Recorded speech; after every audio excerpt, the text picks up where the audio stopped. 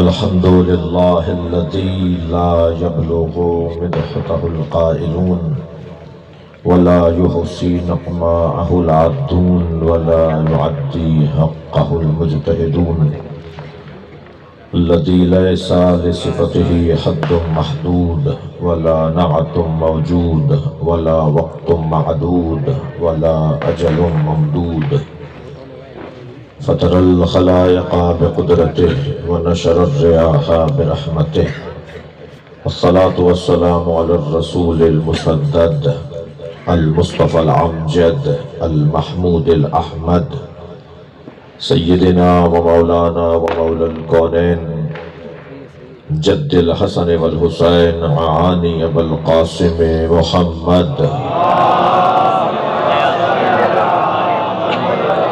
وآله الطيبين الطاهرين المعصومين الذين قال الله إنما يريد الله ليذهب عنكم الرجس أهل البيت ويطهركم تطهيرا، ولعنة الله على أعدائهم أجمعين من يوم عداوتهم إلى قيام يوم الدين. أما بعد، قال الحكيم في قرآن الكريم: بسم الله الرحمن الرحيم، لقد جاءكم رسول من أنفسكم عزيز عليه ما عنتم حريص عليكم بالمؤمنين رؤوف رحيم. صلوات.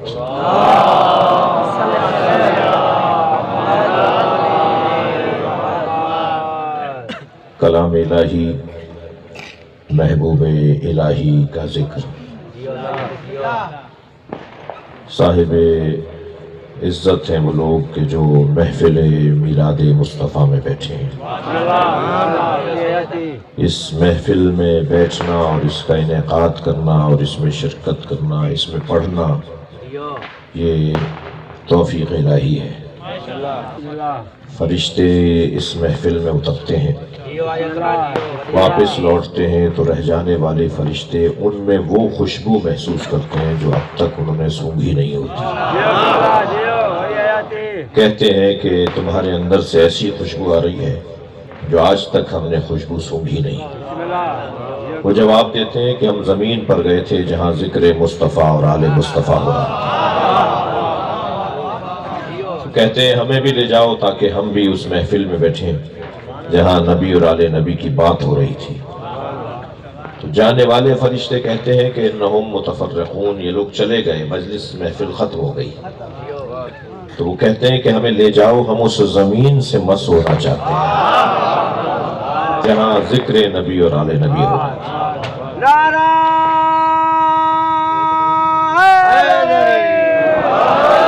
لہٰذا بہت بڑی قسمت ہے، بہت سعادت ہے، اور اس طرح کی محافل و مجالس کا انعقاد جہاں اجر رسالت کی ادائیگی ہے، اصالتاً اجر رسالت کی ادائیگی ہے، وہاں رزق میں اور عزت میں اضافے کا سبب بھی ہے۔ یہاں جتنی دیر ہم بیٹھے ہوں گے ہمارے رزق اور عزت کے معاملات بھی بہتر ہوتے چلے جائیں گے، اور کیوں نہ ہو رزق بھی انہی کے ہاتھ میں ہے، اور عزت بھی یہ جی کسی سے مسکرا کے بات کریں تو وہی صاحب عزت ہو جاتا ہے۔ اس اعتبار سے بھی اور کئی پیغامات ہیں، محافل کا انعقاد، مجالس کا انعقاد، ذکر نبی اور آل نبی کا انعقاد اور اہتمام، یہ میری ضرورت، ہماری ضرورت ہے۔ فضائل نبی اور آل نبی جہاں عظمت نبی ہے وہاں ہماری ضرورت بھی ہے۔ ہم ان سے اپنے تعلق کو گہرا کرتے ہیں اتنی دیر تک کہ جن سے تعلق گہرا کریں گے تو اللہ ہمیں اپنا نوکر اور بندہ مانے گا۔ دنیا میں بہت سے لوگ آئے چلے گئے، بہت سے لوگوں نے اپنی زندگیاں گزاری، لیکن یہ کیفیت کچھ اور ہے۔ کہاں سے بات شروع کی جائے اور کہاں بات پوری ہوگی، اس لیے اس سوال کا جواب میرے پاس نہیں ہے کہ ہمیں خود پتہ نہیں ہے کہ نبی کب سے ہیں اور کب تک رہیں گے۔ لہٰذا بات کہاں سے شروع کی جائے ہمیں نہیں پتا کہ یہ کب سے ہیں، بات کہاں مکمل ہوگی ہمیں نہیں معلوم کہ کب تک رہیں گے۔ نبی اس وقت بھی نبی تھے جب آدم نہیں تھے۔ اہل سنت بھائی میرے تشریف فرما ہے، اہل سنت کی کتابوں میں حدیث یہ ہے کہ کنت نبیا و آدم بین الجسد والروح۔ نبی فرماتے ہیں اہل سنت کی کتابوں کے مطابق کہ میں اس وقت بھی نبی تھا جب آدم ابھی بدن اور روح کی ملاپ کی کیفیت میں تھے۔ آدم کی روح آدم کے بدن میں ابھی ڈالی نہیں گئی تھی، میں اس وقت بھی نبی تھا۔ اور شیعہ کتابوں میں لکھا ہوا ہے کہ کنت نبیا و آدم بین الماء والطین، میں اس وقت بھی نبی تھا جب آدم آب و گل کی درمیانی کیفیت میں تھے، یعنی آدم علیہ السلام کی جو مٹی سے جن بنایا گیا اس میں ابھی اس کو گوندھا نہیں گیا تھا۔ مٹی طے کر لی گئی تھی کہ اس سے آدم بنیں گے، مگر اس میں پانی نہیں ڈالا گیا تھا تاکہ اس سے گوندھا جائے اور مٹی سے گل بنایا جائے۔ تو ابھی یہ کیفیت تھی تو میں اس وقت بھی نبی تھا۔ اور حدیث پوری سنانی چاہیے، کنت نبیا و آدم بین الماء والطین وکان علی ولیا و آدم بین الماء والطین، اور علی اس وقت بھی ولی تھا جب آدم بنے ہی نہیں۔ صلوات پڑھ لیں محمد و آلہ۔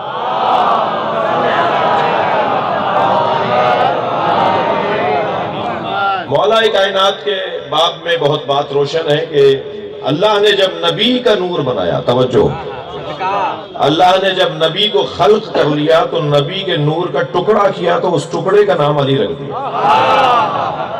یعنی نبی کے نور کا جب دوسرا حصہ بنایا تو اسے علی کہا۔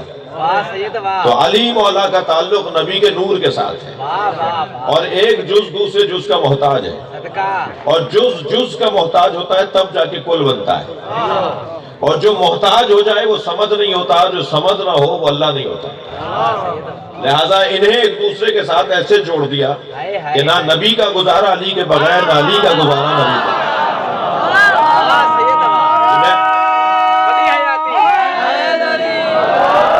اگر میں اپنے الفاظ میں کہوں تو یوں کہہ سکتا ہوں کہ سکے کے دو رخوں کی سی کیفیت ہے۔ جیسے سکے میں ایک طرف لوگو لگا ہوا ہوتا ہے اور ایک طرف مالیت لکھی بھی ہوتی ہے۔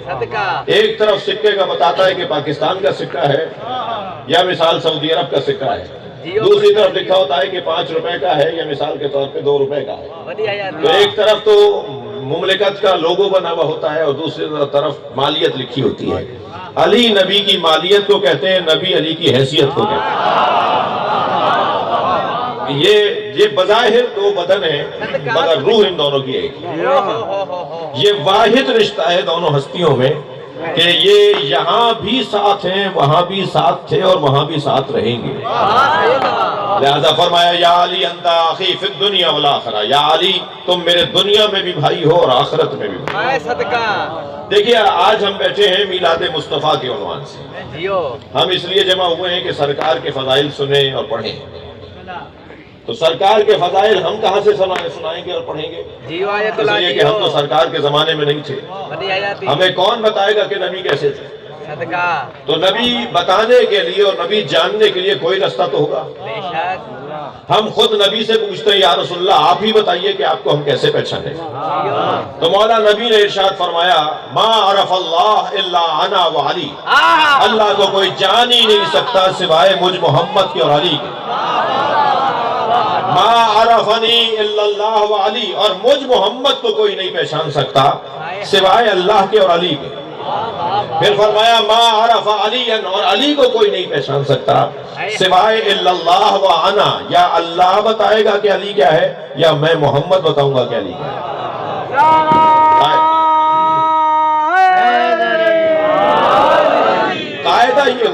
قاعدہ یہ ہوا، فارمولہ یہ بنا کہ اگر ہمیں اللہ کی معرفت حاصل کرنی ہے تو ہمیں نبی سے پوچھنا ہوگا کہ اللہ کیسا ہے، یا علی مولا سے پوچھنا ہوگا کہ اللہ کی معرفت کیسے ہے۔ جی، اور اگر ہمیں نبی کے بارے میں جاننا ہے تو اللہ کا قرآن پڑھنا ہوگا یا مولا علی کا فرمان پڑھنا ہوگا، اور اگر یہ جاننا ہے کہ مولا علی کی معرفت کیا ہے تو پھر ہمیں قرآن پڑھنا ہوگا یا نبی سے پوچھنا ہوگا کہ علی کیسے ہے۔ میں اصلی مضمون پر بعد میں آؤں گا، اپنا مقدمہ ذرا مکمل کروں۔ ہم جاننا چاہتے ہیں کہ اللہ کیا ہے، تو ایک سوال نبی سے کر لیتے ہیں اور ایک علی سے۔ نبی سے پوچھ لیتے ہیں کہ اللہ کیسا ہے، اور مولا علی سے پوچھ لیتے ہیں کہ اللہ کیسا ہے. تو جب ہم نبی سے پوچھنے گئے تو آواز آئی قل هو اللہ احد، کہہ دو کہ وہ اللہ احد ہے. نبی کہہ رہے ہیں کہ وہ اللہ احد ہے، اللہ نہیں کہہ رہا. تم کہہ دو کہ وہ اللہ احد ہے. اچھا کہیں غلط فہمی نہ ہو جائے، اللہ نہیں کہہ رہا کیسے؟ قرآن ہے بھئی، سورۃ توحید. قرآن مجید میں کوئی ایک آیت ہے کہ جو کسی اور کا کلام تھا اللہ کو اچھا لگا اور قرآن بنا دیا؟ ایک آیت بتاؤں آپ کو، میں آپ کو 10 آیتیں بتا سکتا ہوں جو اللہ کا کلام نہیں ہے مگر قرآن ہے. الفاظ کسی اور کے ہیں مگر اتنے اچھے ہیں کہ اللہ نے انہیں قرآن بنا دیا. السلام علیہ یوم ولدت، سورہ مریم. السلام علیہ یوم ولدت و یوم اموت و یوم ابعث حیا. سلام ہو میرے روز ولادت پر، میرے روز رحلت پر، اور دوبارہ جس دن زندہ اٹھایا جاؤں گا اس دن پر سلام. یہ قرآن ہے، سورہ مریم ہے. تو یہ کہہ سکتا ہے کہ اللہ کہہ رہا ہے؟ اللہ کہہ رہا ہے کہ میرے روز ولادت پہ سلام. اللہ کی روز ولادت، اللہ کا روز ولادت ہی نہیں ہے، اللہ لم یلد ولم یولد ہے. تو یہ الفاظ اللہ کے نہیں ہیں مگر کلام اللہ کا ہے. یہ بولا کسی اور نے ہے مگر اللہ نے اسے قرآن بنا دیا. یہ حضرت عیسیٰ اور حضرت یحییٰ نے بولا ہے، اللہ نے اسے قرآن بنا دیا. کوئی کہہ سکتا ہے؟ یہ ایک مثال کے طور پر.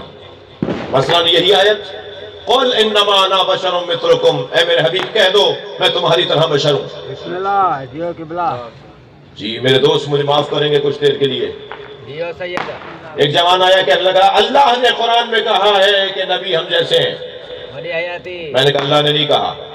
کہ سورہ کہف، میں نے کہا اللہ نے نہیں کہا. 110ویں آیت ہے مولانا، میں نے کہا اللہ نے نہیں کہا. قرآن کھول کر رکھ دیا میرے سامنے، یہ آیت لکھی ہوئی ہے، میں نے کہا اللہ نے نہیں کہا. انہوں نے کہا میں تو آپ کو آیت دکھا رہا ہوں اور آپ کہہ رہے اللہ نے نہیں کہا. میں نے کہا یہ قرآن ضرور ہے مگر یہ اللہ نے نہیں کہا. اللہ نے کہا ہے نبی تم کہہ دو. اللہ نے کہا ہے میرا نبی تمہاری طرح ہے. اللہ نے کہا تم کہہ دو میں تمہاری طرح ہوں. معاف کیجیے گا مثال دینے جا رہا ہوں. اگر اس ممبر پر بیٹھ کر میں کہوں کہ میں شہنشاہ حسین نقوی جاہل ہوں، اور ایک دفعہ نہیں پورے خطاب میں 6 دفعہ کہتا ہوں، محفل مکمل ہو، یہ بچہ گھر جا رہا ہو اور رستے میں سے کوئی بزرگ ملے محلے کا اور پوچھے کہاں گئے تھے؟ کہا جی تالپور صاحبان نے محفل رکھی تھی، محفل سننے گیا تھا. بیٹا کون پڑھ رہا تھا؟ مولانا جاہل پڑھ رہے تھے. تو سننے والا کہے گا مولانا جاہل، مولانا تھے تو جاہل نہیں تھے، جاہل تھے تو مولانا نہیں تھے. یہ کیا بات کر رہا ہوں مولانا جاہل؟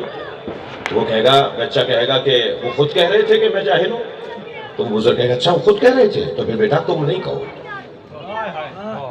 وہ خود کہہ رہے تھے تم نہیں کہو. اس لیے کہ اگر کوئی مثال کے طور پر ممبر پہ بیٹھ کے کہے میں جاہل ہوں تو یہ انکساری ہے. سرکار نے خود کب کہا ہے کہ میں تمہاری طرح بشر ہوں؟ اللہ نے کب کہا ہے کہ میں میرا نبی تمہاری طرح بشر؟ تم کہہ دو کہ میں تمہاری طرح بشر ہوں، تاکہ لوگ تمہیں یہ کہتا ہوا بھی دیکھیں اور سورج پلٹانا بھی دیکھیں، ہاتھوں پہ کنکریوں کا کلمہ پڑھتا ہوا دیکھیں، چاند کے 2 ٹکڑے کرتا ہوا بھی دیکھیں. جب وہ دیکھیں گے نا کہتے ہوئے کہ میں تمہاری طرح بشر ہوں تو اللہ نہیں مانیں گے، اور سورج پلٹاتا ہوا دیکھیں گے تو اپنے جیسا نہیں مانیں گے.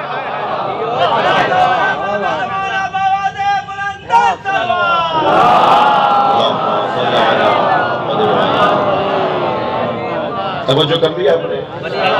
یا اللہ تو کہہ دے کہ تیرا نبی کیسا ہے، تو آواز آئے گی تم نے قرآن نہیں پڑھا.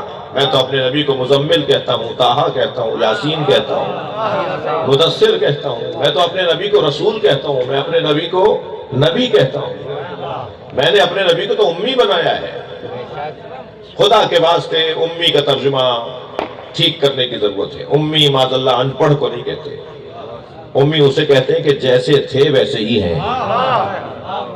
اب یہ ہم کیسے تھے تو ہم اپنے اوپر حمل کرتے ہیں کہ ہم تو ایسے تھے کہ لا تعلمون شیئا، واللہ اخرجکم من بطون امہاتکم لا تعلمون شیئا. اللہ نے تمہیں ماں کے شکم سے ایسا بھیجا کہ تم شے کے بارے میں بھی نہیں جانتے تھے. تو ہم ایسے تھے کہ جاہل پیدا ہوئے، تو ہم یہ سمجھ رہے ہیں کہ جو بھی دنیا میں آتا ہے وہ ایسے ہی آتا ہے جیسے ہم آئے. تو نبی ایسے نہیں آئے جیسے ہم آئے، نبی ایسے نہیں آئے، نبی وہاں سے پڑھ کر آئے، نبی وہاں سے پڑھ کر آئے. بھائی نبی کا معراج پہ جانا کمال تھا یا زمین پہ رہنا بڑا کمال ہے؟ جی معراج تو جانا ان کا اپنا گھر تھا، جب چاہتے چلے جاتے. وہاں جانا معجزہ ضرور ہے، مگر یہاں رہنا اس سے بڑا معجزہ ہے. نبی وہاں سے آئے ہیں کہ جہاں اللہ نے انہیں پڑھایا ہے. یہ وہاں سے پڑھ کر آئے ہیں، اور جب یہاں پڑھ کر آئے ہیں تو یہاں والے سمجھ رہے ہیں کیونکہ یہاں آنے کے بعد پڑھا جاتا ہے، تو کیونکہ یہاں آنے کے بعد انہوں نے نہیں پڑھا تو گویا یہ نہیں پڑھے. معاذ اللہ، یہ وہاں سے پڑھ کر آئے ہیں. اگر کسی کو یقین نہیں آ رہا کہ وہاں سے پڑھ کر آئے ہیں تو صرف اتنا دیکھ لیں کہ جس علی نے یہ کہا ہو کہ میں نبی کا چھوٹا غلام ہوں، وہ ماں کی گود میں کہتا ہے تو تورات سناؤں، زبور سناؤں، انجیل سناؤں، قرآن سناؤں. وہ وہاں سے پڑھ کر ان کا نوکر تو وہاں سے پڑھ کر آ رہا ہے، ان کا ایک غلام تو وہاں سے پڑھ کر آ رہا ہے. اور نبی کا کیا مقام ہے؟ لہذا اللہ نے نبی کی عظمت کے لیے جو کچھ کہا وہ اللہ بتائے گا کہ میرا نبی ایسا ہے. اور خود مولا کائنات سے پوچھتے ہیں کہ یا علی آپ بتائیے نبی کیسے ہیں؟ تو اب علی جب بولیں گے تو پھر علی بولیں گے. صف لنا امیرا، صف لنا نبینا یا امیر المومنین کاننا نراہ. یا علی ہمیں نبی ایسے بتائیں کہ گویا ہم اپنی آنکھوں سے دیکھیں. نبی کے کمالات اور فضائل مولا علی سے پوچھ رہے ہیں لوگ کہ بتائیے نبی کیسے تھے.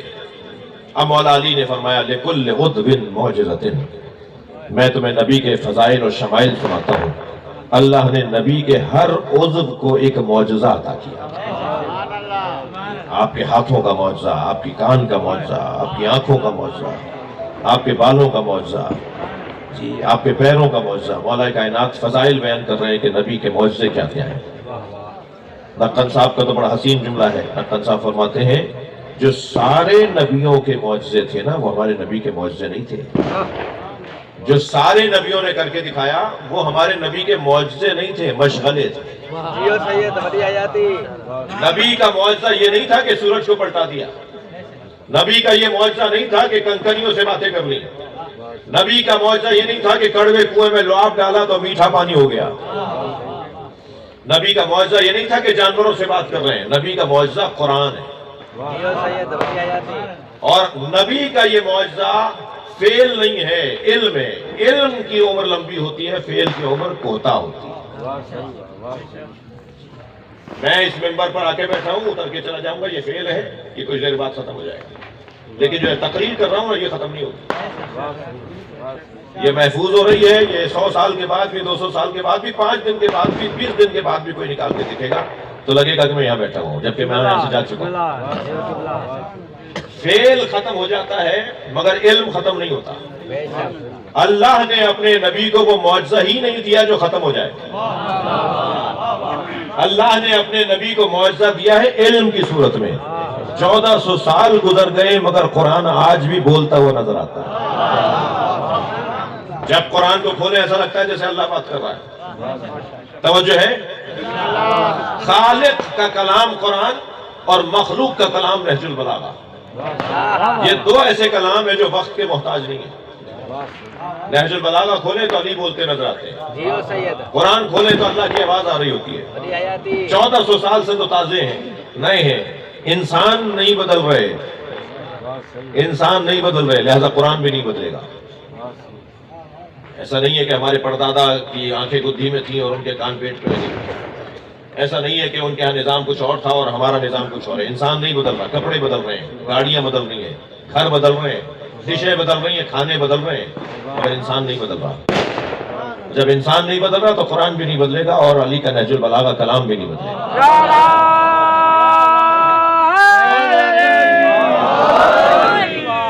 بہت شکریہ. رات بہت دیر ہو گئی ہے، شاید آپ تھکے ہوئے بھی ہیں. بہت زیادہ آپ کو زحمت بھی نہیں دینی. آپ سے توجہ چاہوں گا. یہ تبدیل نہیں ہوں گے. قرآن اللہ کا کلام یہ تبدیل نہیں ہوگا. آج کا ایک بچہ پوچھتا ہے ہم سے کہ اسلام 1400 سال پرانا دین ہے، نئے دور کے ساتھ، جدید دور کے ساتھ اسلام کیسے چلے گا؟ تو اس کو جواب دے رہا ہوں. اسلام 1400 سال پرانا ہے اور آج بھی وہ نیا ہے اور آئندہ بھی نیا رہے گا. اسلام پرانا نہیں ہوگا اس لیے کہ انسان بدل نہیں رہا. اسلام کا اور قرآن کا اور نہج البلاغہ کا عنوان اور ائمہ کے فرامین کا عنوان نہ کپڑے ہیں جو بدلتے ہیں، نہ گاڑیاں ہیں جو بدلتی ہیں، نہ مکانات ہیں جو بدلتے ہیں، نہ کھانے ہیں جو بدلتے ہیں. وہ موضوع ہے قرآن کا اور نہج البلاغہ کا کہ جو انسان ہے اور انسان نہیں بدلتا۔ 2000 سال پہلے جو بچہ تھا نا، آج بھی بچہ ویسے ہی ہوتا ہے، بچہ نہیں بدلتا۔ سیدہ فرماتی ہیں، بی بی زہرا فرماتی ہیں، مجھے بچوں کی فرماتی ہیں مجھے بچوں کی 5 خصلتیں پسند ہیں۔ جو سیدہ نے 1400 سال پہلے کہا تھا نا مجھے 5 بچوں کی 5 خصلتیں پسند ہیں، بچہ آج بھی ویسے ہی ہے۔ فرماتی ہے مجھے اچھا لگتا ہے انہم الباکون، یہ روتے زیادہ ہیں۔ کہ آج کا بچہ نہیں روتا، 1400 سال پہلے والا بچہ بھی روتا تھا، آج کا بھی روتا ہے، زیادہ روتا ہے، بات میں روتا ہے، صبح شام روتا ہے۔ اس کا رونا ہی اس کے بدن کی تازگی کی علامت ہے۔ البتہ یہ ضروری نہیں ہے کہ اس کو چٹکی بھر کے رلا دیا جائے، لیکن اگر وہ فطرت کے مطابق رو رہا ہے تو بچے کا کام زیادہ رونا ہے۔ بی بی فرما رہی ہے مجھے اچھا لگتا ہے یہ روتا زیادہ ہے۔ کیوں بی بی کو اچھا لگتا ہے روتا زیادہ ہے؟ ہمارے یہاں تو مولانا کے پاس لے جاتے ہیں کہ دم کر دیجئے بچہ روتا زیادہ ہے، اور ڈاکٹر کے پاس چلے جاتے ہیں کہ جی کوئی انجیکشن لگا دیجئے، کوئی دوا دے دیجئے، روتا زیادہ ہے۔ اور بی بی فرما رہی ہے مجھے اچھا لگتا ہے کہ روتا زیادہ ہے۔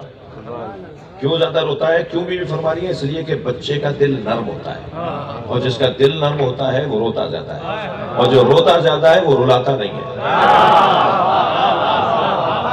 ذرا گریے کا فلسفہ تو دیکھیے، یہ جو ہمیں رونے کی مشق کروائی جاتی ہے نا، ہمارے رونے کو بدعت کہنے والے مرنے کے بعد سمجھیں گے کہ رونے کا فلسفہ کیا ہے۔ پوری قوم کو ایک پریکٹس کروائی جاتی ہے رولا رولا کر، شاید قوم کو بھی نہیں پتا کہ ہمیں کس کام پہ لگایا گیا ہے۔ پوری قوم کو رونے کی مشق کروائی جاتی ہے، کہا جاتا ہے رونا نہیں آ رہا تو رونے کی شکل بناؤ، رونا نہیں آ رہا تو اللہ سے آنسو مانگو حسین پہ گرنے والے۔ پوری دنیا میں شیعہ قوم کو رونے کی مشق اس لیے کروائی جاتی ہے تاکہ ان کا دل نرم پڑ جائے اور یہ کسی پہ ظلم نہ کرے۔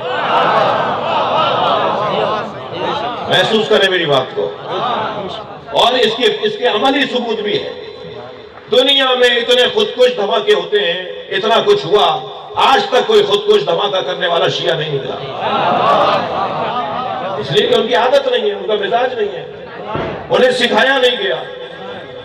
فلسطین میں ایک گھر بھی شیعوں کا نہیں ہے۔ میں شیعہ سنی کی بات نہیں کرنے آیا، صرف بتا رہا ہوں کہ رونے والوں کی فضیلت کیا ہے۔ فلسطین میں ایک گھر بھی شیعوں کا نہیں ہے، مگر سب سے زیادہ فلسطینیوں کی حمایت شیعہ کرتا ہے، اس لیے کہ مظلوم ہے۔ تشیع کی الف بے ہے ظالم سے نفرت کرنا، مظلوم سے پیار کرنا۔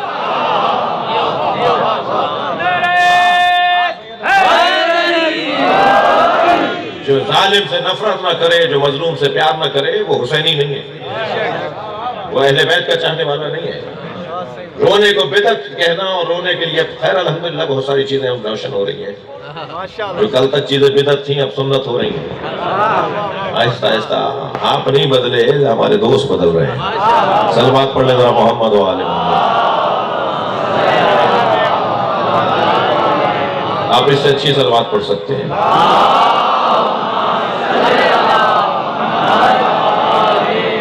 میرا سوال یہ ہے کہ بی بی نے فرمایا بچے روتے زیادہ ہیں، مجھے اچھا لگتا ہے، تو کیا آج کے بچے نہیں روتے؟ بچہ نہیں بدلا، انسان نہیں بدلا۔ پھر فرماتی ہیں یجتمعون علی التراب۔ دوسری صفت مجھے بچوں کی یہ اچھی لگتی ہے، یہ مٹی پہ کھیلتے ہیں، مٹی پہ بیٹھتے ہیں۔ بچہ امیر کا ہو یا غریب کا ہو، جی بچہ کالا ہو یا گورا ہو، وہ مٹی پہ زمین پہ بیٹھ جاتا ہے۔ اماں اجلے سے کپڑے پہناتی ہے، بال وال بناتی ہے، پاؤڈر لگاتی ہے، خوشبو لگاتی ہے، اور بچہ جب باہر سے واپس آتا ہے تو مٹی لگی ہوئی تھی، کپڑے خراب ہوتے ہیں۔ بیٹا کہاں بیٹھ گئے تھے؟ اماں بیٹھے، ہم کھیل رہے تھے، زمین پہ بیٹھ گئے۔ بیوی فرما رہی ہے مجھے اچھا لگتا ہے، یہ زمین پہ بیٹھ جاتا ہے، یہ زمین پر بیٹھ کے بتاتا ہے کہ میں متکبر نہیں ہوں، جہاں جگہ ملتی ہے بیٹھ جاتا ہوں، میں اپنے لیے پروٹوکول کا قائل نہیں ہوں۔ صلوات پڑھ لیں ذرا محمد و آل محمد۔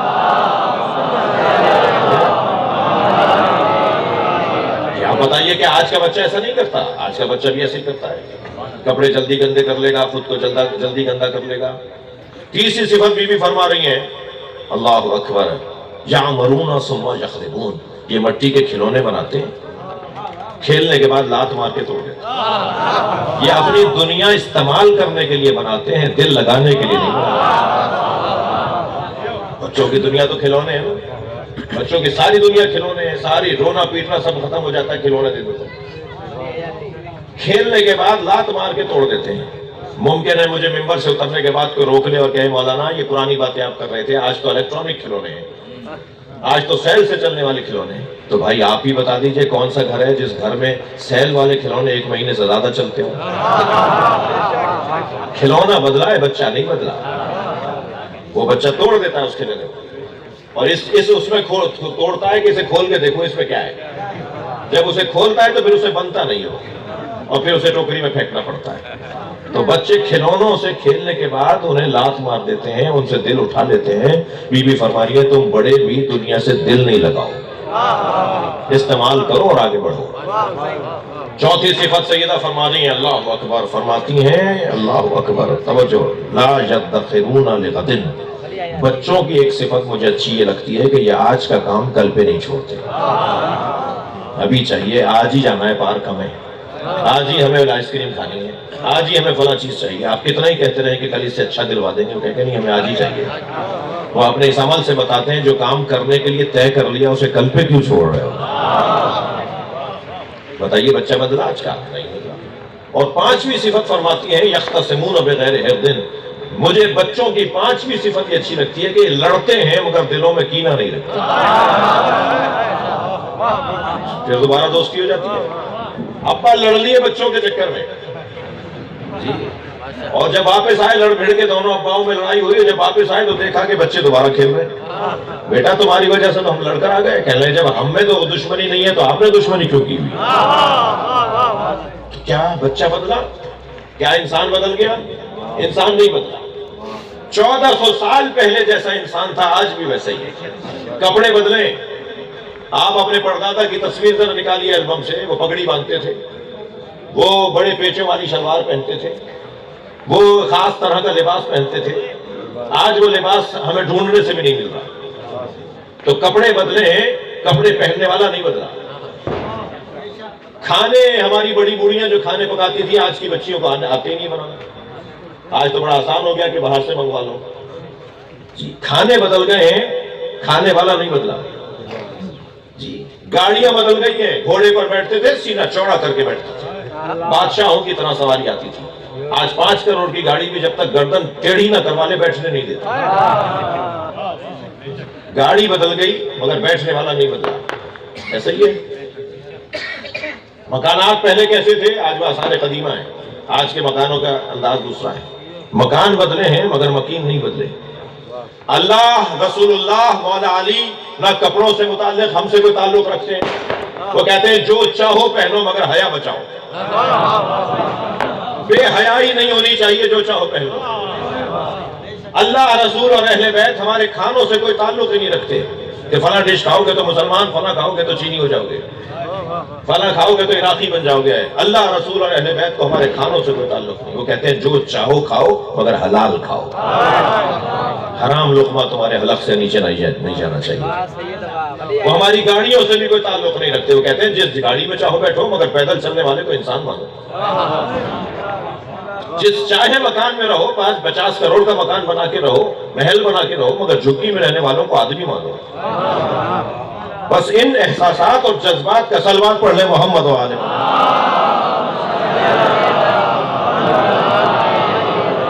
آپ اس سے اچھی سلوات پڑھ سکتے ہیں۔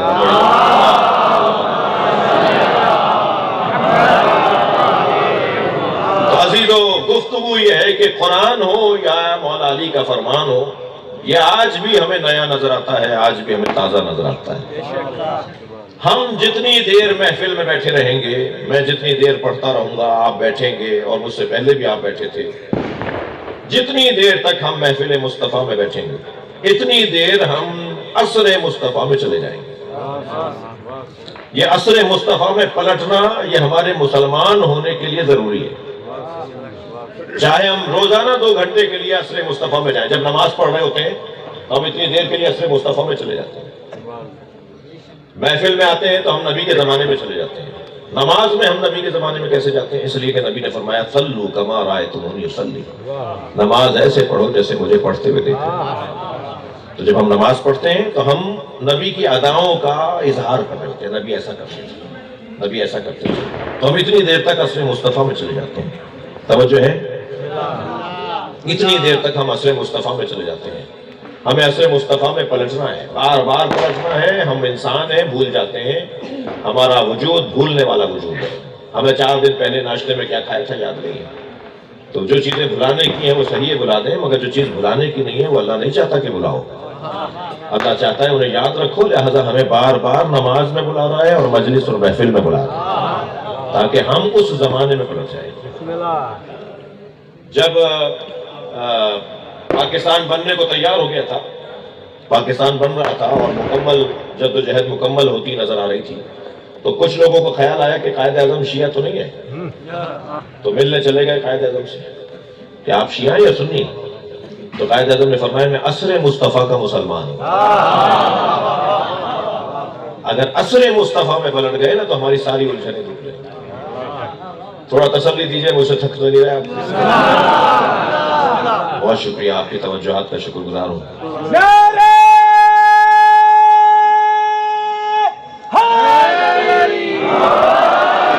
جتنی دیر ہم مجلس میں، محفل میں یا نماز میں ہوتے ہیں، عصر مصطفیٰ میں پلٹتے ہیں. ہمیں عصر مصطفیٰ سے اللہ ملا، ہمیں عصر مصطفیٰ سے قرآن ملا، ہمیں عصر مصطفیٰ سے علی ملے، ہمیں عصر مصطفیٰ سے حسن و حسین اور سیدہ زہرا ملے. ہمیں ساری خوبیاں نبی کے زمانے سے ملی. بس پلٹنا ہے اس زمانے میں تاکہ بار بار ہمیں تذکر یاد کروایا جاتا رہے اور ہم بھولنے نہ پائیں کہ ہم کون ہیں. اس محفل میں آتے ہیں تاکہ ہم بھولنے نہ پائیں. اور جب ہمارا مرکز، محور، سوچ سمجھ، ہماری نظریاتی اور فکری جو مرکزیت ہے وہ نبی کی ذات ہے، تو پھر نبی پر غور کرنا بھی ہمارا ذمہ داری، ہمارا فریضہ ہے. غور فرمایا کبھی آپ نے کہ نبی نے یہ کیوں فرمایا کہ نماز پڑھو جیسے مجھے پڑھتے ہوئے دیکھ رہے ہو؟ فرماتے صلو کما اصلی، نماز ایسے پڑھو جیسے میں پڑھتا ہوں. یہ کیوں کہہ رہے ہیں، یہ کیوں فرما رہے ہیں سرکار صلو کما رأیتمونی، نماز پڑھو جیسے مجھے دیکھ رہے ہو اصلی، پڑھتے ہوئے. یہ نبی اپنے آپ کو دکھانا کیوں چاہ رہے ہیں؟ توجہ. بلال حبشی کہتے ہیں کہ میں تو، توجہ چاہوں گا اس جملے پر، بلال حبشی کہتے ہیں میں تو نبی کو دیکھنے جاتا تھا نماز بھی ہو جاتی تھی. میں تو سرکار کا دیدار کرنے جاتا تھا نماز بھی ہو جاتی تھی. اور شاعر نے کیا خوب کہا ہے کہ ادائے دید سراپا نیاز تھی میری، ادائے دید سراپا نیاز تھی میری، کسی کو دیکھتے رہنا نماز تھی میری. صلوات پڑھ لیں محمد و آل محمد. میرے بچوں، ہمیں عشق مصطفیٰ ہی سے عزت ملنی ہے. علامہ اقبال کہتے ہیں در دل مسلم مقام مصطفیٰ است، آبرو ماں ز نام مصطفیٰ است. ہمارے دل میں کیونکہ مصطفیٰ بستے ہیں، اس لیے ہماری آبرو بھی اس لیے ہے کہ ہم مصطفیٰ کو مانتے ہیں. ہماری عزت اس وجہ سے ہے کہ ہم سرکار کو مانتے ہیں. یا علی بتائیے نبی کیسے ہیں؟ علی بتائیں گے کہ نبی کیسے ہیں. ممکن ہے کوئی مجھے بعد میں کہے کہ جی کیوں صحابہ کرام سے کیوں نہیں پوچھیں؟ بہت اچھا ہے، پوچھنا چاہیے، مگر جیسا علی بولیں گے کوئی بول نہیں پائے گا. مقام سب کا بلند ہے، خدمات سب کی روشن ہے، تاریخ سب سے بھری ہوئی ہے، مگر علی علی ہے. میں مثال دے دیتا ہوں تاکہ میری بات روشن ہو جائے. فرض کیجئے ایک بڑے شہر کے بڑے چوراہے پہ 2 بڑی گاڑیوں میں ٹکر ہو جائے. ایک بڑی آواز نکلے اور اس کی آواز سن کے خبر پھیلنے لگے اور لوگ جائے حادثہ پہ پہنچنے لگے. 2 بڑی گاڑیوں کے ٹکرانے سے 10 آدمی مر جائیں اور 50 آدمی زخمی ہو جائیں. تو جنہوں نے حادثہ ہوتے ہوئے دیکھا تھا وہ بتائیں گے کہ 10 آدمی مر گئے ہیں، 50 زخمی ہو گئے. گاڑی فلاں کمپنی کی تھی اور گاڑی فلاں کے مالک فلاں تھا، اور ڈرائیور ایسا تھا اور ڈرائیور ویسا تھا. 2 گھنٹے کے بعد جنہوں نے خبر سنی، خبر پھیل رہی ہے، لوگ بھر کے جا رہے ہیں اس جائے حادثہ کو دیکھنے کے لیے. 2 گھنٹے بعد جو پہنچا تو اس نے نہ جنازے دیکھے نہ زخمی. تو اس نے کہا 2 گاڑیوں میں ٹکر ضرور ہوئی ہے مگر 10 نہیں مرے، بتا رہے ہیں کہ 3 مرے ہیں. وہ کہے گا جی 50 زخمی نہیں ہوئے، بتا رہے ہیں کہ 25 ہوئے. اور جو 6 گھنٹے بعد جائیں گے وہ کوئی اور بات کریں گے، جو اور 10 گھنٹے بعد جائیں گے کوئی اور بات کریں گے. تو واقعہ ایک ہے مگر بیان مختلف ہے. اب نبی کا کوئی 2 سال کا ساتھی ہے، کوئی 4 سال کا ساتھی ہے، کوئی دوسرے آخری 2 سال میں مسلمان ہوا ہے. تو ہم کس سے نبی سنیں، کس سے نبی پوچھیں؟ ہمیں تو نبی اس سے پوچھنا چاہیے جو نبی کی گود میں آیا ہو.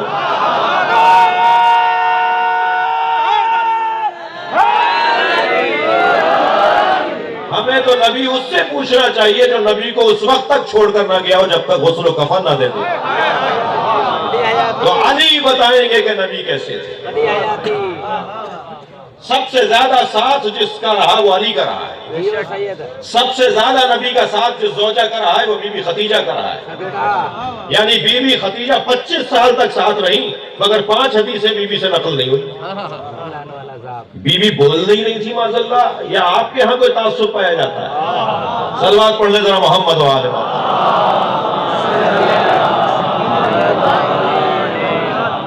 تو جو سب سے زیادہ نبی کے ساتھ رہا ہو وہی بتائے گا نا کہ نبی کیسے تھے. کون سب سے زیادہ ساتھ رہا؟ زوجاؤں میں جناب خدیجہ اور اصحاب میں مولا علی. علی اہل بیت ہونے سے پہلے صحابی ہیں. میں ایک فورم پر تھا, وہ بات آئی کہ جی صحابہ کا مقام الگ ہے, اہل بیت کا رہتا ہے. میں نے کہا جی مجھے یہ احساس حاصل ہے کہ میں اس علی کو مولا مانتا ہوں جو صحابی بھی ہے اہل بیت بھی ہے. دونوں صلاحیتیں, دونوں مقام مولا علی کے پاس موجود ہیں. سب سے زیادہ نبی کو جاننے والا علی کا وجود ہے. میرے بھائی ابھی منقبت نعت پڑھ رہے تھے تو ایک انہوں نے مصرع پڑھا اور مفہوم بیان کیا کہ نبی کا سایہ نہیں تھا. ہاں ایسا ہی ہے, نبی کا سایہ نہیں تھا. ایک سنی عالم کا تو بڑا حسین جملہ ہے, فرماتے ہیں کان النبی ظل اللہ, نبی اللہ کا سایہ تھے. وَإِنَّ الظِّلَّ لَا ظِلَّ لَهُ, اور سایہ کا سایہ نہیں ہوتا. نبی اللہ کا سایہ تھے. جس نبی کا سایہ نہیں تھا اس نبی کے سائے کو علی کہتے ہیں. اس لیے کہ سائے کا کام ہے ساتھ ساتھ جڑے رہنا, سائے ساتھ ساتھ جڑے رہنا. مولا علی نبی کے ساتھ ساتھ جڑے رہتے تھے. وہ بتائیں گے کہ نبی کیسے ہیں. اب علی سے پوچھ رہے ہیں کہ یا علی بتائیے نبی کیسے ہیں. تو مولا علی فرما رہے ہیں کہ لے کل عضو معجزۃ, ہر عضو کو اللہ نے معجزہ عطا کیا. بھائی نبی کا مقام, نبی کی بات, نبی کے شمائل کی بات کر رہا ہوں. روح پیغمبر, حقیقت محمدیہ کو ہم جان ہی نہیں سکتے. ہم تو بدن مصطفیٰ پر اگر غور کرتے رہیں تو معاملہ عشق کا ہے, حسن و جمال کا ہے. میرے اور آپ کے اگر بال کاٹ دیے جائیں تو ان سے کراہت آتی ہے ہمیں. ہمارے ہی کٹے میں بال وہاں پڑے ہوتے ہیں, ہمیں دل نہیں کرتا کہ ہاتھ لگائیں. ہمارے ناخون تراش دیے جائیں تو ہمارے اپنے ناخون کٹے ہوئے ناخونوں سے کراہت آتی ہے. نبی ناخون تراش کر, جناب ام سلمہ فرماتی ہیں کہ نبی نے ناخون تراشے اور ایک رومال میں باندھ دیے. رات کا تاریکی کا وقت آیا, اندھیرا چھا گیا مگر رومال سے نور نکل رہا تھا. سرکار کے منہ مبارک تقریباً 150 سال کے بعد امام رضا کے زمانے میں ایک شخص آ گیا کہ میں نبی کے بال میرے پاس ہیں, بیچنا چاہتا ہوں. مامون رشید کو خبر ہوئی کہ ایک شخص نبی کے بال بیچ رہا ہے. اسے بلا لیا دربار میں, کہنا جی میرے پاس نبی کے 8 بال ہیں, 8 تارے منہ ہیں, 8 بال ہیں, میں بیچنا چاہتا ہوں. تو مامون رشید نے کہا یہ کیسے طے کریں کہ نبی کے ہیں. تو کسی کی آواز آئی, امام رضا بتائیں گے کہ ہیں یا نہیں. اچھا تعجب نہیں کیجیے گا, نبی کے بال بیچنے آ گیا تھا کوئی. یہ انسان بڑا خطرناک ہے. یہ تو نبی کے بال بتا رہا ہوں میں آپ کو, یہ نبی بھی بیچ دیتا ہے. بازار مصر میں جا کے یوسف کو بیچ دیتا ہے. یہ انسان بڑا خطرناک ہے. یہ کبھی ممبر بیچتا ہے, کبھی محراب بیچتا ہے, کبھی قرآن بیچتا ہے, کبھی حدیثیں بیچتا ہے. یہ بیچنے پہ آئے تو سب کچھ بیچ ڈالتا ہے. یہ پیسے کی خاطر اپنا دین بیچ دیتا ہے. مجھے تو تعجب ہوتا ہے کہ جب کبھی دینی معاملات کے اندر پیسوں کی جو لین دین اور معاملات ہوتے ہیں, مجھے تکلیف ہوتی ہے کہ یہ کیا باتیں کر رہے ہیں. روحانیت جب تک نہیں آئے گی جب تک ہم لالچ سے باہر نہیں آئیں گے. مجلسوں میں, محفلوں میں دعائیں قبول نہیں ہوں گی جب تک ہم لالچ سے باہر نہیں آئیں گے. جی توجہ ہے. سرکار مدینے سے گزر رہے ہیں, بچوں نے پکڑ لیا نبی کو. ایک نے ہاتھ پکڑ لیا, ایک نے دامن پکڑ لیا, ایک پیر پکڑ کے بیٹھ گیا, ایک دوسرا پیر پکڑ کے بیٹھ گیا. سرکار نے اپنی جیب میں ہاتھ ڈالا تو اس میں سے اخروٹ کے دانے نکلے. حضرت نے ایک ایک دانہ ایک ایک بچے کو دے دیا. جس کو اخروٹ ملتا گیا وہ چھوڑ کے جاتا رہا. نبی نے اصحاب کو دیکھ کر مسکرائے اور فرمایا تم نے دیکھا انہوں نے اخروٹ کے عوض مجھے چھوڑ دیا. بعض لوگ ایک اخروٹ کے عوض ہی نبی کو چھوڑ گئے, بعض لوگ پیسوں کے عوض نبی کو چھوڑ جاتے ہیں. ساتھ کھڑے نہیں ہو پاتے, بہت مشکل ہے. کہنے لگا میں نبی کے 8 بال ہیں بیچنا چاہتا ہوں. مامون رشید نے کہا یہ کیسے طے کریں کہ نبی کے ہیں. امام رضا نے فرمایا یہ 3 نبی کے نہیں ہیں, یہ 5 نبی کے ہیں. علیحدہ کیے امام رضا نے فرمایا یہ نبی کے ہیں, یہ نبی کے نہیں ہیں. اس نے کہا جی میں آپ سے بھی پوچھوں گا کہ یہ کیسے طے کریں کہ یہ نبی کے ہیں, یہ نبی کے نہیں ہیں. امام نے فرمایا انگیٹھی روشن کرواؤ, نہیں آگ جلواؤ. جب آگ جلوائی گئی، امام نے فرمایا جو نبی کے نہیں ہیں وہ آگ میں ڈال دو، جنہیں میں کہہ رہا ہوں کہ نبی کے نہیں ہیں وہ آگ میں ڈالو۔ جب انہیں آگ میں ڈالا گیا وہ بال جل گئے، پھر فرمایا یہ نبی کے ہیں اب انہیں آگ میں ڈالو۔ جیسے ہی ان بالوں کو آگ میں ڈالا آگ بجھ گئی۔ نبی کے تو بال پر آگ حرام ہے، نبی کے ناخنوں کا معجزہ۔ مولا علی فرماتے ہیں اللہ اکبر۔ اچھا آپ دیکھیے، علی جب بتائیں گے نا تو علی مولا کی دید ہی کچھ اور۔ اتنا بڑا مجمع یہاں بیٹھا ہے، ہر ایک سے پوچھئے کہ مثال ممبر کسے کہتے ہیں، ہر شخص ممبر کی علیحدہ تعریف کر سکتا ہے، مگر جس کی جو معرفت ہوگی وہ بتائے گا، جتنا اس کی معلومات ہوگی اتنا بتائے گا۔ علی بتائیں گے کہ نبی کیسے ہیں۔ تو مولا علی سے پوچھا گیا بتائیے چہرہ کیسا تھا، ایک حسین جواب۔ بتائیے آنکھیں کیسی تھیں، ایک ایسا حسین جواب۔ فرمایا نبی کی ناک مبارک کیسی تھی، تھک تو نہیں رہا تھوڑا بسم اللہ بولتے رہیے، گردن ہلاتے رہیے۔ نبی کی ناک مبارک کیسی تھی، مولا علی سے پوچھا تو مولا علی نے فرمایا انفہ لم یشم رائحۃ الکریہہ، نبی کی ناک کبھی بدبو سونگھتی ہی نہیں تھی۔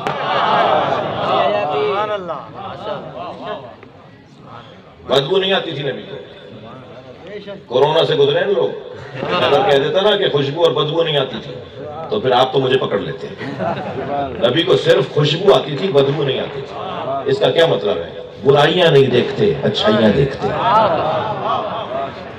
کسی کا عیب نظر نہیں آتا، اچھائیاں دیکھتے۔ میں ایک بہت بڑے وڈیرے کے ہاں ایک بہت بڑے پیسے والے آدمی کے ہاں کھانا کھا کے آیا۔ بعد میں ایک صاحب نے مجھے کہا آپ فلاں جگہ گئے تھے، وہاں سے تفسیر وائرل ہوئی، آپ فلاں صاحب کے گئے تھے۔ میں نے کہا گیا تھا۔ آپ نے کھانا کھایا؟ ہاں جی کھایا۔ تو وہ تو رشوت لیتے ہیں، وہ تو فلاں غلط کام کرتے ہیں، تو آپ وہاں کھانا کھا کے آ گئے۔ تو میں نے کہا بھائی وہ تنخواہ بھی لیتے ہیں یا نہیں؟ کہنا تنخواہ تو 1 لاکھ روپے ہے مگر خرچہ ان کا 10 لاکھ ہے۔ تو میں نے کہا میں تنخواہ کے پیسوں سے کھا کے آیا ہوں۔ تمہیں یہ کس نے بتایا کہ انہوں نے کھانا مجھے رشوت کے پیسوں سے کھلایا؟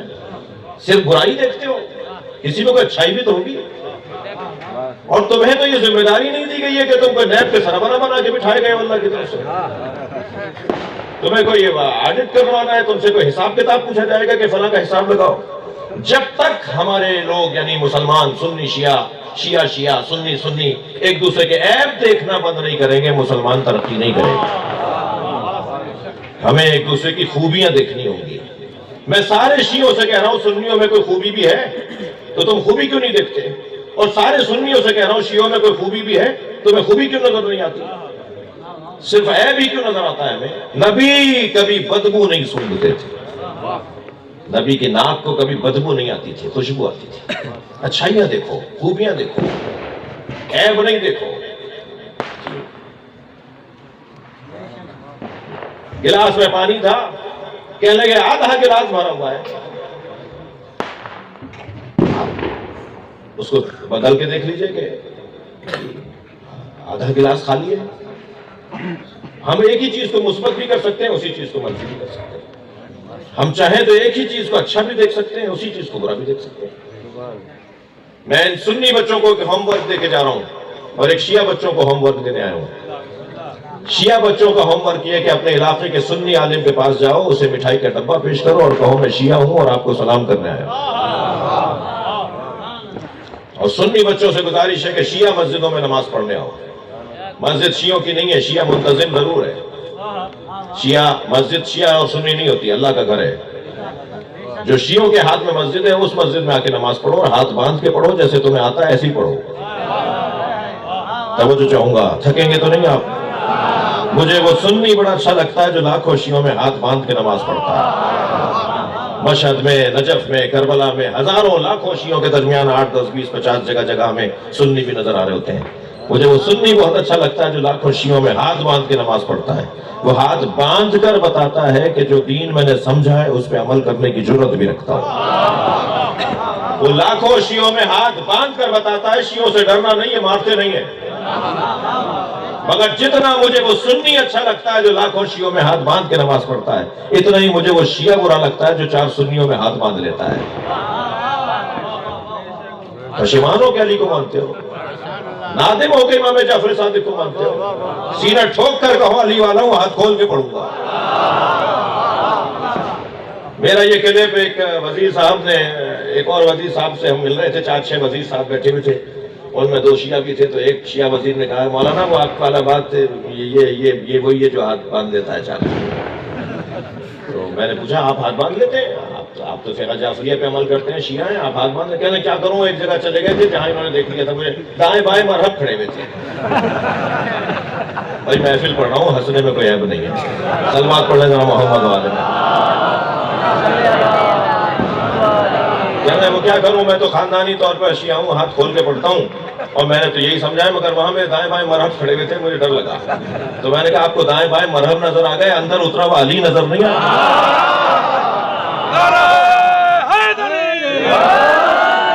صلوات محمد وآل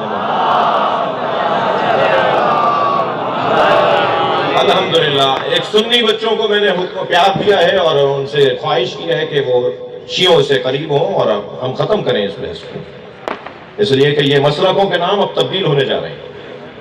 مسلکوں کے نام 200 سال پہلے یہ نہیں تھے جو آج ہیں، 1000 سال پہلے جو تھے وہ آج نہیں ہیں۔ جی اشعری اور معتزلی کہا جاتا، ماتوریدیہ اور جو ہے وہ اشاعرہ کہا جاتا تھا، مختلف نام دیے گئے تھے، اب نام بدل گئے، اب پھر نام بدلنے جا رہے ہیں۔ اب نام 2 ہی رہیں گے قیامت تک، ایک حسینیت، ایک یزیدیت۔ یا حسینی ملیں گے آپ کو، چاہے وہ کسی بھی ہاتھ باندھ رہا ہو یا کھول رہا ہو، تو آپ کو حسینی ملے گا، اور کچھ ملیں گے جو یزیدی ہوں گے، چاہے وہ کسی بھی حلیے کے ہوں۔ میں تو پاکستان میں ڈھونڈ رہا تھا کہ یزید کا حمایتی کون ہے۔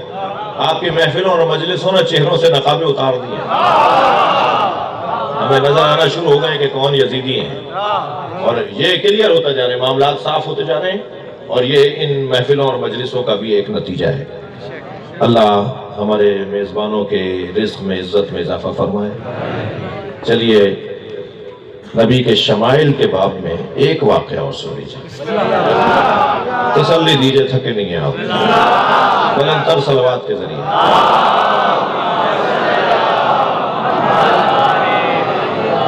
عزیزان گرامی، نبی مکرم کی برکتیں، نبی مکرم کا وجود ناقابل تسخیر، کوئی نبی جیسا نہیں، کوئی نبی جیسا نہیں، کوئی نبی جیسا نہیں۔ جسے نبی جیسا ہونے کا کہہ سکتا تھا کہ میں نبی جیسا ہوں، وہ ہے علی۔ یہ نبی مجھ جیسے ہیں، جو کہہ سکتا تھا نا کہ نبی مجھ جیسے ہیں، اس نے کبھی نہیں کہا کہ نبی مجھ جیسے ہیں۔ کوئی ایک حدیث دکھائیے مولا علی نے فرمایا ان کے نبی مجھ جیسے ہیں۔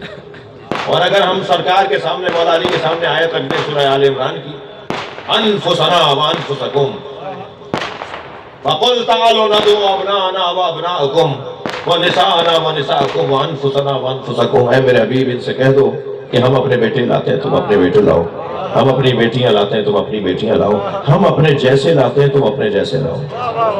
تو نبی علی کو اپنے جیسے کے طور پر لے کر گئے۔ اگر علی مولا سے پوچھا جائے کہ آپ نبی جیسے ہیں، نبی آپ جیسے ہیں، تو فرمائیں گے نہیں، انا عبید من عباد محمد، میں تو محمد کے غلاموں میں ایک غلام ہوں۔ یعنی جو کہہ سکتا تھا وہ نہیں کہہ رہا۔ آج کا ملا کہتا ہے نبی ہم جیسے تھے، آج کا مولوی کہتا ہے کہ نبی ہم جیسے تھے۔ کیا تم جیسا تھا بھائی؟ آنکھیں، ہاتھ، پیر، زبان، ناخون، بال، کیا تم جیسے تھے؟ کہنے ہاں یہ ساری چیزیں، تو پھر کہہ دوں میں کہ یزید تم جیسا ہے، تم شمر جیسے ہو، تم نمرود جیسے ہو۔ یقین جانیے ناراض ہو جائیں گے، کہاں ہم کہاں یزید، تو یہی تو سمجھا رہے ہیں، کہاں تم کہاں محمد مصطفیٰ۔ نبی جیسا کوئی نہیں ہے کائنات کے اندر۔ اللہ نے بعد از خدا بزرگ تو ہی قصہ مختصر۔ آمادہ ہیں تو ایک میں منزل اور آگے آ جاؤں۔ زلیخا نے حضرت یوسف کے حسن کو سمجھانے کے لیے مصر کی حسین عورتوں کے ہاتھ میں چاقو اور سیب دے دیا، اور حضرت یوسف سے کہا کہ اس دروازے سے اندر آنا اور اس دروازے سے باہر چلے جانا، اور ان سب سے کہا جب میں آواز لگاؤں گی سیب کاٹو تو پھر سیب کاٹنا۔ سب کے ہاتھ میں چھری بھی تھی اور سیب بھی تھا، جب میں کہوں کہ سیب کاٹو تب سیب کاٹنا۔ ادھر حضرت یوسف داخل ہوئے، ادھر زلیخا کی آواز آئی سیب کاٹو، سب نے سیب کاٹنا شروع کر دیا۔ یوسف کو دیکھتی رہی، یوسف باہر نکلے تو اندازہ ہوا کہ سیب تو نہیں کٹا، ہاتھ کٹ گیا، انگلیاں کٹ گئی، ہاتھ زخمی ہو گئے، جس میں شاعر کہتا ہے کہ حسن یوسف پہ کٹی مصر میں انگشت زنا، اس نے یوسف پہ کٹی، مصر میں انگشت زنا، سر کٹاتے ہیں تیرے نام پہ مردان عرب۔ جس نبی پر علی سر کٹانے تیار ہو جائے، جس نبی کے حسن پر اور جمال اور کمال پر علی اپنا سر کٹوانے کے لیے تیار ہو جائے، اس کا مقام کیا ہوگا، اس کی عظمت کیا ہوگی۔ اللہ ہمیں نبی کی امتیوں میں شمار فرمائے، زیادہ سے زیادہ سرکار سے پیار، محبت، عشق کا انداز ہمیں عطا فرمائے۔ یا